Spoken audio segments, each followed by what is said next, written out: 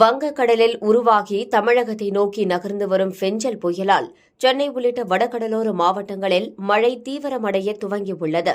தென்மேற்கு வங்கக்கடலில் மணிக்கு 7 கிலோமீட்டர் வேகத்தில் நகர்ந்து வரும் இந்த புயல் சென்னையிலிருந்து சுமார் 190 கிலோமீட்டர் தொலைவில் நிலை கொண்டுள்ளது.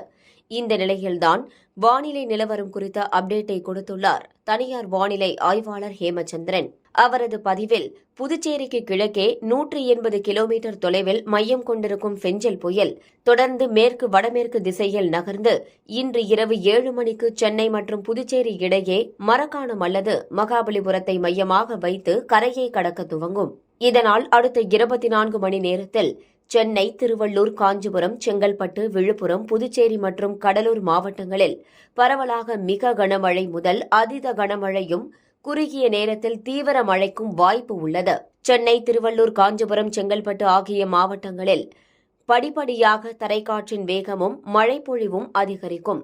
இன்று காலை 10 மணி முதல் மழையின் தீவிரம் அதிகரிக்கும். சென்னை முதல் புதுச்சேரி வரையிலான வடகடலோர பகுதியைச் சேர்ந்த மக்கள் வீடுகளை விட்டு வெளியேற வேண்டாம் என கேட்டுக் கொள்ளப்படுகிறது.